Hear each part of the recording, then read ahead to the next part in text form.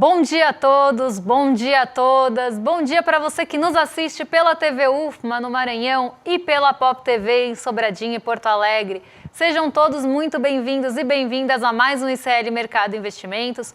Hoje, quinta-feira, dia de analisar o PMI composto aqui do Brasil. Então a gente já viu o PMI industrial, o índice dos gerentes de compras industrial. E agora a gente vai conhecer o de serviços e a composição dos dois. Então, como é que está esse termômetro da nossa atividade econômica?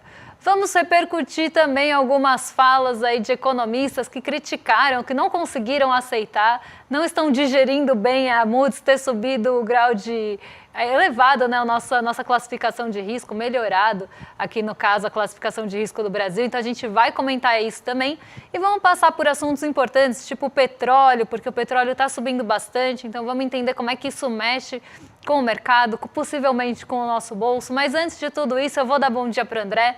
Bom dia, André, como você está? Bom dia, Débora, tudo bem? Bom dia a todos os nossos telespectadores. Hoje é dia da gente falar do PMI composto aí, vamos ver como que a economia brasileira deve caminhar aí nesse mês de setembro aí, então a gente já vai ter um certo spoiler sobre como que vai ser o caminho disso. Vamos falar do petróleo, porque o Oriente Médio pegando fogo e isso daí deve ter impactos econômicos também, então vocês vão descobrir aqui o que está acontecendo. Vamos falar de certas pessoas aí que não ficaram muito felizes aí com a Moody's subindo aí, então vamos ver aí o que esse querido aí falou sobre isso, então vamos repercutir também. Mas a gente tem bastante coisa para falar hoje, então a gente já pode partir para a agenda, né, Débora? O que a gente tem aí hoje para nosso telespectador ter que enfrentar durante esse dia? Olha, agenda bem cheia hoje, viu, André? Então, e cheia do quê, né? Vamos ver o que temos aí na nossa agenda do dia 3 de outubro. Hoje saiu às 4 horas da manhã na Turquia o índice de preços ao consumidor de setembro. O PMI composto de serviços, então vocês vão ver que a boa parte da agenda está tomada pelo PMI. PMI, aqui de novo, o índice dos gerentes de compras de vários países. Então a Alemanha soltou o PMI composto de serviços, zona do euro, Reino Unido, aqui no Brasil também às 10 horas, nos Estados Unidos agorinha, 11 horas, saiu também o PMI composto e o PMI de serviços. Então vocês vão ver que boa parte da agenda está tomada pelos índices de gerentes de compras, porque a S&P, quando ela solta ali ou divulga os PMIs dos países, ela divulga em bloco conforme os horários vão passando. Às 6 horas da manhã também tivemos PPI, índice de preços ao produtor da zona do euro de agosto, e indicador de antecedente de emprego de setembro, um indicador aqui da FGV, mas que não deve tomar muito peso hoje. Quem deve tomar muito peso hoje é o Departamento de Trabalho divulgando os pedidos de auxílio-desemprego da semana até dia 28 de setembro. Por quê? Porque essa semana tem payroll, a gente já teve relatório ADP, a gente já teve relatório JOLTS, e na sexta-feira a gente tem payroll, que é o relatório mais completo de mercado de trabalho dos Estados Unidos. E aí, nessa ansiedade, nessa expectativa que está sendo criada por essa leitura do payroll, os pedidos de auxílio-desemprego que vieram, inclusive, acima do esperado, foram pedidos mais auxílios-desemprego do que se esperava. Eles também devem ficar bastante aí no radar, nessa expectativa de tentar decifrar para onde vai o mercado de trabalho dos Estados Unidos. Mas vamos seguir pela agenda, porque ainda tem mais coisa para passar para vocês. Então, como eu falei, às 10 horas da manhã, a gente tem a divulgação do PMI aqui do Brasil, e nos Estados Unidos, às 10h45 e 11 horas, o PMI medido pela ISM. A gente tem as duas medições aí e é interessante olhar em conjunto para ver quais são as diferenças. Temos também lá nos Estados Unidos encomendas à indústria de agosto e por lá, Rafael Bostic, presidente do Fed de Atlanta, vai participar de um painel no Banco Central, no Fed de Minneapolis, né, que seria ali uma das dirigências do Banco Central dos Estados Unidos. Hoje o Tesouro Primário vai divulgar. Eu acho que esse Tesouro Primário do Governo Central está repetido aqui, porque esse resultado já saiu. Mas o de baixo, esse sim é verdade, porque o feriado vai continuar deixando os mercados fechados na China continental. Então, alguns já voltaram do feriado, mas a China continental continua ali sem movimentação, sem negócios e sem bolsas. Aliás, a China deixando todo brasileiro aí com inveja, com esse monte de feriado, a gente aqui no Brasil sem um feriado nesse segundo semestre, né? Mas esse feriado aí está afetando, né, as bolsas locais, né, Débora? A gente tem aí a notícia que a gente repercute aqui todo dia para vocês aqui, a gente pode colocar aqui também, né, para vocês lerem, para saber o que está acontecendo, tudo mais. Mas esses feriados estão repercutindo, né? Então, algumas baixa liquidez nos mercados asiáticos. E como que está essa situação lá? Bom, por lá a gente tem algumas bolsas fechadas ainda, então o Xangai Composto, por exemplo, que é o principal índice de referência da China, está fechado, e com isso a gente não tem, por exemplo, a negociação do minério de ferro. O principal índice de referência do minério de ferro, ou se a gente for pegar a principal referência do preço do minério de ferro, é a negociação de Dalian na China. E como a gente está sem mercados na China, a gente está sem essa referência também do minério de ferro. A gente conta com a de Singapura, sim, mas o da China não. Então, isso também traz ali uma volatilidade para o mercado de commodities, que hoje está mais respondendo ao petróleo do que qualquer outra coisa. Mas traz sim uma volatilidade para o mercado de commodities e outras bolsas que foram abrindo ao longo da semana. Por exemplo, o Hang Seng estava de feriado junto com a China, mas voltou ontem do feriado. Ontem voltou com uma alta bastante explosiva, subiu mais de 6% o Hang Seng, que é o principal índice de Hong Kong. Mas hoje os índices inverteram. O Hang Seng sofreu, claro, realizações, porque subiu muito naquela esteira do otimismo, dos estímulos do pacotaço da China, é como ele está sendo chamado, não fui eu que inventei esse nome, mas porque é o maior pacote de estímulos da China desde a pandemia da Covid-19 e até mesmo desde 2008. Então, a gente tem uma expectativa muito grande por esses estímulos, por até aquecimento de demanda e outros pontos. E o Hang Seng voltou do feriado em alta, voltou com tudo. Só que aí ele sofreu realização e hoje foi para o terreno negativo. E quem estava no terreno negativo ontem entre os mercados abertos lá na Ásia era o Nikkei 225, o principal índice de referência do Japão. E eles inverteram. O Hang Seng foi para o terreno negativo e o Nikkei 225 conseguiu se firmar no positivo hoje. Vou colocar aqui na tela. Não subiu tanto quanto caiu, mas o Nikkei 225 subiu 1,97 hoje, conseguiu aí sustentar uma alta até bastante grande, né? Porque a gente está falando de uma alta moderada aqui, falando de 1,97. Foi uma alta até robusta. E por que o Nikkei 225 teve esse movimento tão contrário ao de ontem? Justamente pelo mesmo motivo, só que pelo mesmo motivo ao contrário. Então vamos lá. O iene, que ontem tinha se valorizado muito frente ao dólar, por expectativas de movimentação na taxa de juros do Japão, hoje ele se desvalorizou. E por que ele se desvalorizou? Porque começaram a afastar essa possibilidade de aumento dos juros no Japão, pelo menos por agora. Tanto o ministro da Economia como ali o primeiro-ministro japonês foram a público e falaram que eles vão realmente analisar mais os dados daqui para frente, que isso não está dado, que não tem um vislumbre de um aumento tão próximo. E aí essas expectativas de alta nos juros altos juros japoneses caíram e o iene voltou ali a enfraquecer, porque sai recurso que pretendia especular com taxa. Falar que as pessoas vão especular com taxa de juros japonesa é um pouco complicado. Mas sai recurso, inclusive, para buscar ganho nas treasuries que estão em alta nesse momento. E aí a gente tem esse movimento de desvalorização do iene e valorização do dólar. E esse movimento favorece as exportadoras, que são a maior parte da bolsa japonesa. Então hoje, exatamente pelo mesmo motivo que o Nikkei 225 caiu ontem, ele subiu hoje, porque foi exatamente o mesmo movimento contrário. Vamos aqui para o Brasil aí, porque o assunto do dia de ontem foi a nota da Moody's, né, que o Brasil ele conseguiu melhorar a sua avaliação segundo a agência de rating, né, e pegou muito economista aqui de surpresa, né, principalmente os economistas mais liberais, e aí a gente tem um dos grandes porta-vozes aí dessa economia liberal, né? Professor do FGV, é o cara que vai falar em todos os boletins macroeconômicos da FGV, então tem colunas semanais aí em Folha e Estadão, e sempre que alguém precisa falar mal do governo, tá lá o nosso querido amigo Samuel Pessoa para falar sobre isso. E ele fala que daqui a 2, 3 anos, se o governo não fizer nada, a Moody's vai ter que rebaixar o Brasil novamente. Então, o que esse ganho aí é ilusório. Aí ele vai lá na coluna dele e fala que o que aconteceu é reflexo aí das reformas que aconteceram nos governos passados, reforma trabalhista, austeridade fiscal que começa em 2015, ignorando o fato que essa austeridade fiscal levou o Brasil a 2 anos de recessão e deixou o Brasil subindo em L, que a gente chama, né? Porque depois de cair quase que não subiu a economia, até você ter gastos econômicos mais robustos aí. Então, ele vai lá e insiste aí nessa situação de que o receituário aí que fez o Brasil ficar desde 2015 até 2021, pelo menos, porque 2022, ano eleitoral, você teve gastos aí para tentar ganhar a eleição, mas mesmo assim esses gastos fizeram com que a economia voltasse a girar, né? Ele esquece simplesmente do fato que durante esse tempo a nota da Moody's ficou caindo, seguindo o receituário que ele acredita.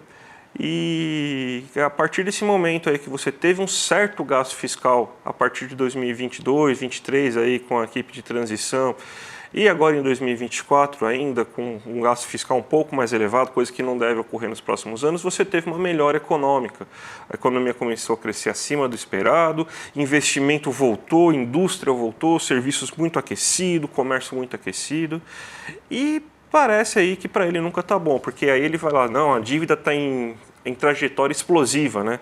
Isso aí eu ouço desde que eu estou na faculdade, tá, gente? Então eu entrei na faculdade em 2008, então a dívida está nessa trajetória explosiva desde 2008 e é a pior bomba do mundo que nunca explode, né? Porque essa trajetória explosiva aí nunca estourou aí, mas sempre é usada aí como desculpa. Eu não consigo entender algumas coisas, por exemplo, a Moody's é uma agência de mercado.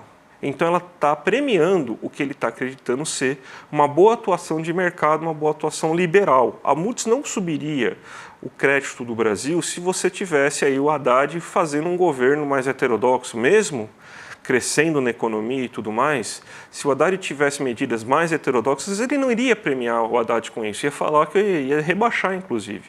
Então, o que aconteceu é que o mercado mundial está vendo o Haddad como um bom liberal. Inclusive, a gente critica tanto o Haddad aqui no Sério, nesse programa, a gente fala, a gente faz críticas muito fortes ao Haddad até, justamente pelo fato que a gente acha que a condução econômica do Haddad, principalmente na questão fiscal, é excessivamente liberal. Mas aqui no Brasil, não sei o que acontece, o pessoal comenta mais com o fígado, mais com a sua ideologia, mais de ser técnico, vai lá e não consegue enxergar no Haddad ser liberal. Não existe um motivo para o mercado ficar bravo com o Haddad, porque ele está seguindo boa parte do receituário liberal, só que ele está pensando um pouquinho nas pessoas mais pobres. Só um pouquinho. E isso aí já deixa esse mercado aí, aqui no Brasil, completamente perdido, completamente nervoso.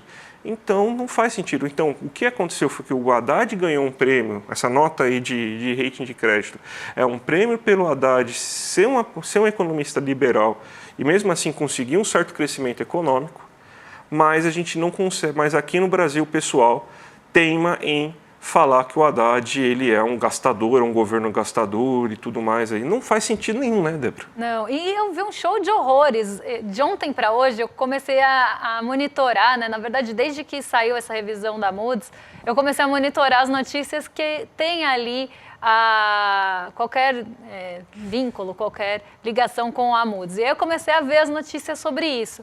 E eu achei um show de horrores. Eu achei gente falando que a Moody's subiu a nota de rating, né, o rating do Brasil, ou a nota de crédito, que senão fica muito redundante. Subiu o rating do Brasil por conta dos governos anteriores, eu cheguei a ver isso. Teve uma das colunas que eu vi, a Moody's fez o L. Essa, para mim, foi a pior de todas, porque falou que a Moody's... Esse termo eu achei em 2 manchetes, não foi em uma só. Que a Moody's está premiando o Brasil por trazer risco fiscal, por ter ali um fiscal bagunçado. Então, é como se a gente tivesse um fiscal ruim, com tudo que está sendo feito, com todos os cortes, com o contingenciamento, com a perseguição bastante voraz ali do Fernando Haddad em cumprir o arcabouço fiscal. Toda vez que ele vai a público, ele fala sobre isso, fala que vai cumprir as metas meta de déficit zero, que vai tentar trazer superávit fiscal. Ele tenta o tempo todo defender o arcabouço fiscal e colocar isso como o ponto mais importante. E as pessoas, né, de noticiários, de outros veículos de mídia estão colocando como se a Moody's estivesse premiando uma má condução fiscal. E eu queria saber que má condução fiscal é essa, que risco fiscal é esse tão grande, né? Que show da Xuxa é esse? Que risco fiscal tão grande é esse que o mercado enxerga que a Moody's não está enxergando? Né? E que risco fiscal é esse que coloca a nossa taxa de juros como a segunda maior do mundo nos juros reais, que o mercado está vendo? Porque toda vez que eu vou ler notícia de mercado, sai lá, bom, tal coisa melhorou, mas o mercado continua preocupado com o cenário doméstico e suas preocupações fiscais. Não tem um dia que eu não leia essa frase. Então, é muito discrepante esse peso que está sendo dado e parece que também não importa o que o Haddad faça, ele pode acenar o quanto ele quiser, ele pode se reunir com os bancos como ele está fazendo, que ele quiser, ele vai conversar com a agência de rating, ele vai fazer toda a lição de casa, mas vão sempre cobrar mais do Haddad. É uma cobrança que não tem fim e parece que não tem limite também, não importa o que ele faça, vão falar que ele está promovendo o risco fiscal no Brasil e que o nosso fiscal está bagunçado. Porque aí também cada hora olha uma métrica e aquilo que a gente já sabe. O famoso índice Jean-Piaget-Delphin, né, que o professor, como que era? O professor Franklin Serrano falou uma vez numa palestra que eu vim aí, que sempre vai ter risco fiscal, porque eles sempre vão escolher uma métrica fiscal que está ruim para tentar provar o seu ponto. Né? E hoje é a dívida bruta, sendo que a dívida bruta cresce porque está aumentando a taxa de juros. Então, a dívida bruta sobe, aí aumenta a taxa de juros para reduzir, aí, aumentar o prêmio pelo risco, isso aí aumenta a dívida bruta, daí fica esse ciclo eterno. Mas vamos falar de coisa boa, Débora, vamos parar de dar bola para certas pessoas e vamos falar aí sobre o PMI, aí, que parece que, ao contrário do que todo mundo está achando, o Brasil está indo bem, né? E os serviços crescendo agora, né? Pelo menos a medida está falando isso, né? O termômetro, né? Eu sempre chamo o PMI de um termômetro, porque ele traz ali as expectativas, ou, na verdade, o que esperar, melhor dizendo aqui, do setor de serviços, do setor industrial e da nossa atividade como um todo em setembro. Então, a gente acabou de ver a medição de agosto da pesquisa mensal industrial, logo sai a de serviços e a do comércio, mas o PMI ele antecede essas pesquisas, então ele já traz ali um alerta mesmo, ou, né, um termômetro do que esperar para a próxima pesquisa mensal para a nossa atividade industrial e para o nosso setor de serviços e para a nossa atividade como um todo. E nesse mês de setembro, o PMI, que é o índice dos gerentes de compras, voltou a subir, mesmo com alguns desafios que estão sendo colocados no próprio relatório da S&P. E um deles que aparece desde o mês passado é o custo do crédito, que se o custo do crédito começar a ficar muito alto, isso pode ser um limitador para a continuidade desse otimismo, vamos pensar assim, ou desse sentimento mais positivo em relação aos setores. Então vamos ver como é que ficou o PMI nesse mês, porque ele voltou a subir, né? E ele foi... Pode voltar no anterior, pessoal, depois a gente passa isso para ver a comparação. Ele voltou a subir, chegou em 55,8 o PMI de serviços, não subiu tanto quanto o industrial, porque o industrial ele foi para 53,2 e foi ele que teve a maior contribuição para trazer o PMI composto, que acaba sendo uma composição desses outros dois índices de gerentes de compras. O nosso PMI composto, que seria uma visão mais abrangente da nossa atividade econômica, foi para 55,2 pontos. Lembrando que todos os três estavam no terreno da contração no ano passado. Em setembro de 2023, a nossa atividade estava encolhendo de forma geral ou muito perto do limite entre encolher e expandir. Só para todo mundo lembrar aqui, o PMI é aquela medida que tem o patamar de 50. Se a gente está acima desse patamar de 50, aquela atividade, seja o setor de serviços, o setor industrial ou a nossa atividade econômica, está crescendo. Ela pode estar crescendo em ritmos mais acelerados ou mais lentos. Se está abaixo de 50, ela está encolhendo. E esse encolhimento também pode ser mais acelerado ou mais lento. Agora sim, vamos passar para o próximo gráfico, porque aí a gente consegue ver comparação com o ano passado e com o mês passado. Então, em relação ao ano passado, o PMI composto, então aqui a gente está olhando setembro contra setembro, tá, gente? O PMI composto subiu 6,20 pontos percentuais, o industrial 4,20 e o de serviços 7,10. Então, a gente tem uma aceleração bem grande nesse último ano do PMI, né, e da nossa atividade, consequentemente, pelo menos desse termômetro que mede essa aceleração ou não da nossa atividade. E no mês também, uma alta bastante grande aí, no PMI composto, que subiu 2,30, no industrial, que foi realmente quem puxou o PMI composto para cima, com uma alta de 2,80, e um PMI de serviço 1,60 ponto percentual. Então aqui a gente vê não só uma melhora em relação ao ano passado, mas uma melhora em relação ao mês passado também. Mas é isso, parece que nenhum termômetro, parece que... E até fiquei pensando nisso enquanto eu estava lendo a manchete. O Samuel Pessoa é do IBRE-FGV. Eu acho que ele não leu os próprios relatórios do IBRE-FGV, que mostram ali que tem uma melhor confiança, principalmente na indústria, com uma melhor qualidade. E a gente está falando da GV, gente, a gente não está falando de nenhum órgão... Unicamp. Não é, é um órgão super ortodoxo que está olhando para esses pontos. E aqui a gente está falando da S&P Global, que além de tudo é estadunidense, né? Então, assim, a gente está falando da S&P Global olhando para a economia brasileira, fazendo ali a pesquisa que tem que fazer com os agentes que respondem, mas colocando ali na parte industrial os bens de capital como uma possível puxada para cima da nossa economia. Então, eu não consigo entender esse pessimismo todo que o mercado está vendo em relação ao Brasil. Que a gente sabe de onde vem esse pessimismo, é má vontade mesmo, é sempre... A gente já... Faz tempo que a gente está nisso, a gente sabe que é... Perdão, gente. Que é completa má vontade. Vamos falar agora do petróleo, né, que é o assunto do dia, né?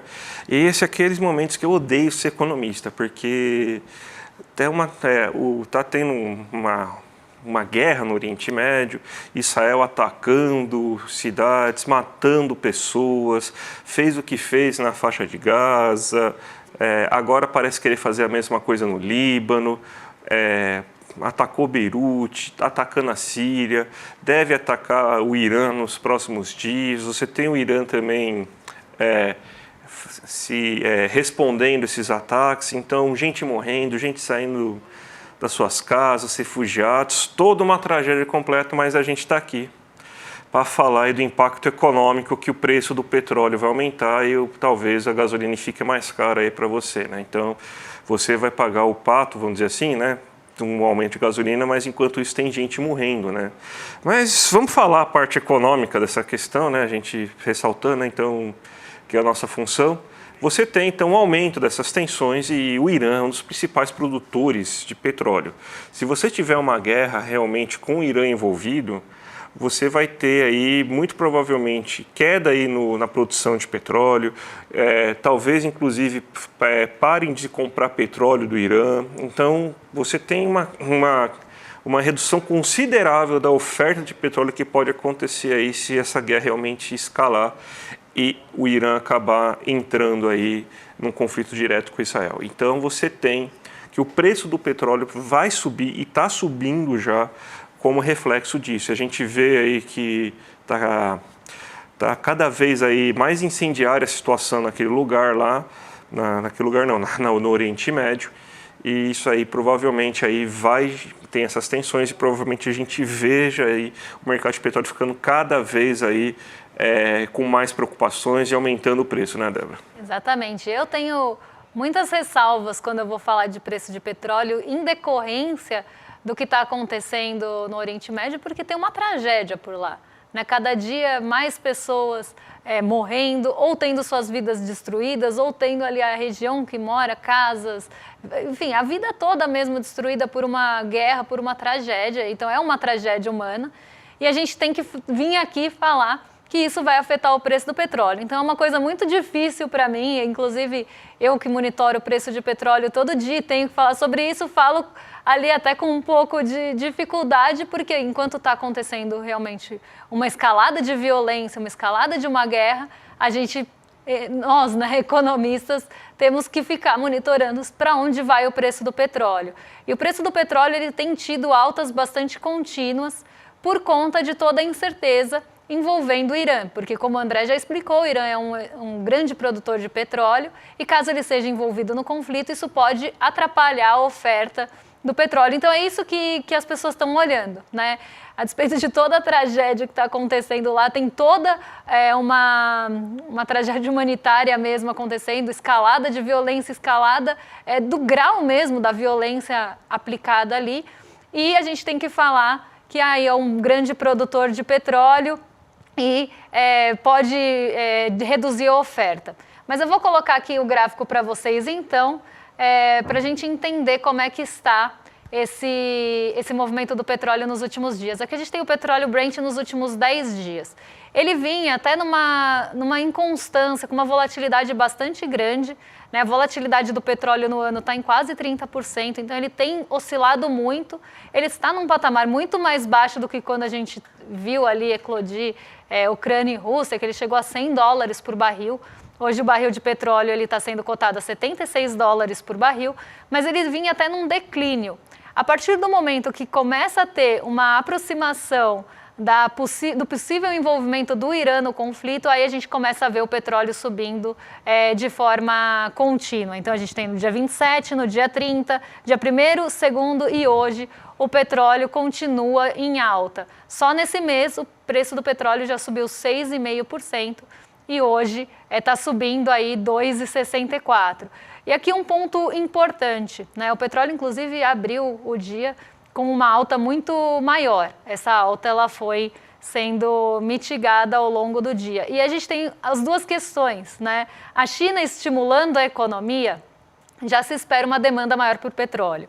Então, uma das incertezas que estavam jogando o petróleo lá para baixo eram incertezas em relação à economia chinesa e à economia dos Estados Unidos. Tendo estímulos na China, a demanda por petróleo, pelo menos a demanda esperada por petróleo na China já começa a subir. E aí começa o lado da oferta a ser olhado também. Então, se a gente vai ter o envolvimento de outros países no Oriente Médio, como é que isso vai afetar o preço do petróleo? Então, esse é um ponto que já está sendo olhado. E o outro a OPEP vai ou não aumentar, a OPEP, Organização dos Países Exportadores de Petróleo, o cartel que a gente conhece ali do petróleo, vai ou não aumentar a produção. Então, lembrando que boa parte da OPEP também está no Oriente Médio. Mas essa OPEP, ela vai ou não aumentar a produção de petróleo, em relação, se a gente tiver algum comprometimento da oferta? Então, esse momento, isso está sendo olhado, né? Então, acaba afetando, sim, o preço do petróleo, que teve essa alta. Vou até colocar aqui para vocês o outro gráfico de 6 meses, que eu acho que dá para ver que ele veio em trajetória de queda e agora que está retomando. Isso está levando ali o índice de commodities, que é o terceiro gráfico ali embaixo, do ladinho, a subir, porque a gente está sem a referência do minério de ferro em Dalian. Então, quem está puxando muito esse movimento das commodities é o petróleo.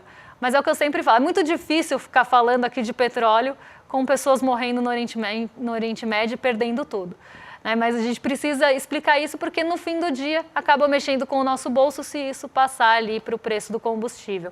Então é algo que já está no radar e algo que tem inclusive puxado a nossa bolsa para cima, infelizmente, por conta do peso da Petrobras. Hoje as petrolíferas são as maiores altas do Ibovespa. Não é à toa que a gente tem fama de ser uma profissão sem coração, né? Mas aqui no ICL é diferente. Vamos chamar toda a nossa audiência aqui para a live que a gente vai ter hoje à noite. Sim, hoje à noite, gente. Então, uma surpresa para vocês aí, que vocês que se inscreveram a semana inteira aí para assistir aí o replay da nossa live, aí, O Pobre de Direito, o lançamento desse novo livro do Gessé, fez tanto sucesso, tá bombando tanta gente procurando ver a live aí, que a gente decidiu então colocar na nossa programação. Então a gente vai ter uma representação hoje às 7h30 da noite, acabando o ICL Notícias segunda edição, então já liga lá que vai ter a reexibição aí, essa exibição especial aí do lançamento do livro O Pobre de Direita. Então, se você ficar até o final, inclusive, pode ter surpresa, hein, gente? Pode ter surpresa aí que você pode até receber o livro do Gessé na porta da sua casa aí, se você virar membro solidário. Então, veja aí, quem não viu, aproveita para ver de novo. Quem viu e gostou, vê de novo aí, porque é sensacional, tá bom, gente? Clica aqui no link icl.com.br/ao-vivo e já liga o sininho para te avisar aí. Ou assiste direto lá o N2 aí e já fica colado aí para ver O Pobre de Direita. Exatamente. Nessa época aqui, véspera das eleições, é um assunto importantíssimo para ser debatido. Quem não viu, corre lá para ver. E quem já viu, corre lá para ver de novo para absorver mais essa aula. E agora vocês ficam com o Rolê ICL na sequência, com o William De Luca e o Guga Noblar. E a gente volta amanhã para trazer os principais pontos do dia. Amanhã é sexta-feira e eu não vou dar spoiler. A gente volta amanhã para trazer as principais notícias. Um beijão e até lá. Até amanhã, gente. Tchau, tchau. O lançamento do livro do Gessé Souza, O Pobre de Direita, foi um estouro. dezenas de milhares de pessoas assistindo, interagindo, e ele jogando luz num assunto que é muito comentado, muitas vezes até cheio de preconceito e pouco compreendido, né? As pessoas saíram da aula assim maravilhadas com a capacidade do Gessé de explicar esse tema que é tão importante, principalmente por causa do momento que a gente está vivendo, do momento político. As eleições estão aí, né? Batendo a porta. Se você não assistiu a aula, a notícia boa é que a gente liberou o replay por pouco tempo, até porque a gente acha que é muito importante as pessoas assistirem por causa desse momento político. Ele já vai sair do ar, mas ainda dá tempo. Clica no link aqui e assiste essa aula que você não vai se arrepender. No final da aula, a gente preparou uns presentes também para toda a turma que ainda não faz parte da comunidade ICL e quer fazer parte, e isso está valendo para você que assistiu o replay também. Você vai curtir. Um abraço e boa aula.